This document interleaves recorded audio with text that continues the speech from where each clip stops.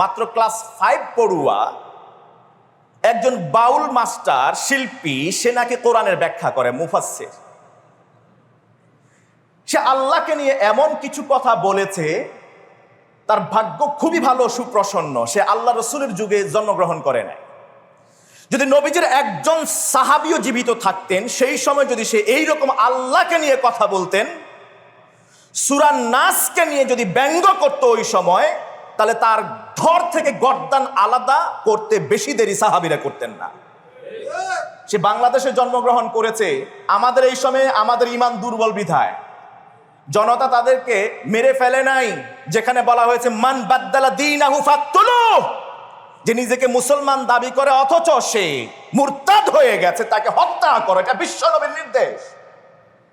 তাকে হত্যা না করে আইনের হাতে তুলে দেওয়া হয়েছে। ওয়েল এন্ড গুড, যেহেতু এটা ইসলামিক স্টেট নয়, এটাই করণীয়, সেটাই করেছে। এখানে আবার কেউ কেউ বাধা দিচ্ছে, কেউ কেউ এটার প্রতিবাদ জানাচ্ছে, কেউ মশাল বের করছে, মিছিল, কেউ বা এটা নিয়ে রাজনৈতিক ফায়দা হাসিলের চেষ্টা করছে। সে বলেছে কি, আল্লাহর মুখ কয়টা আমার জানা নাই। আল্লাহর মুখ, এটাকে মুখ নাকি 8টা আমি বলতে পারছি না।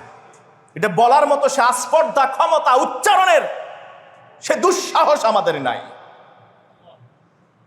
সে আল্লাহ বলছে নাস করার জন্য, নাসার জন্য, কুল আউযু বিন নাস মালিকিন নাস ইলাহিন নাস মিন শাররিল ওয়াসওয়াসিল খান্নাস আল্লাযী ইউওয়াসওয়িসু ফি সুদুরিন নাস মিনাল জিন্নাতি। আল্লাহ নাকি বলছে নাস করার জন্য, নাসার জন্য। এই সব কথা যে বলতে পারে সে মুসলমান হতে পারে না। এরপরে যদি সে নিজেকে মুসলমান দাবি করে, তাকে হত্যা করা ওয়াজিব হয়ে যায়। মুসলিম জনতা তাকে হত্যা না করে ইহসান করেছে, আইনের হাতে তুলে দিয়েছে, যেহেতু ইসলামিক স্টেট নয় বিধায় তাকে তুলে দিয়েছেন। বিচারিক কার্য হবে, আইনের প্রক্রিয়া তার বিচার হবে। সেটাকে নিয়েও আবার ঘোলা করা হচ্ছে পানি। এটা উচিত নয়। সব বিষয় নিয়ে রাজনীতি করতে হয় না।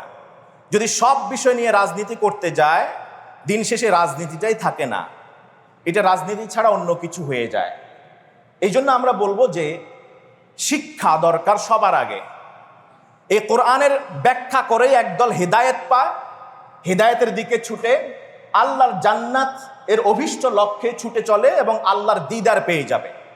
এই কোরআনের অপব্যাখ্যা করেই, কোরআনের উদ্ধৃতি দিয়ে অপব্যাখ্যা করে আর একদল পথভ্রষ্ট হবে, জাহান্নামের অতল গহ্বরে নিক্ষিপ্ত হবে। ইউদিল্লু বিহি কাসীরান ওয়া ইয়াহদি বিহি কাসীরা।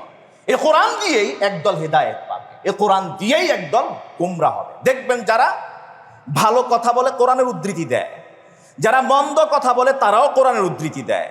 এই দুয়ের মধ্যে পার্থক্য শুধুই মাত্র সেটা হলো ব্যাখ্যা বিশ্লেষণের, গ্রহণের যোগ্যতার, আর সেটার পেছনে অপারঙ্গমতার পেছনে একমাত্র দায়ী হলো শিক্ষা।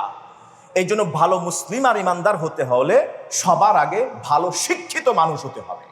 আসুন না আমরা কোরআনের এই ভার্ডিক্টটা মেনে চলি। আল্লাহ তাআলা আমাদেরকে বোঝার তৌফিক দান করুন।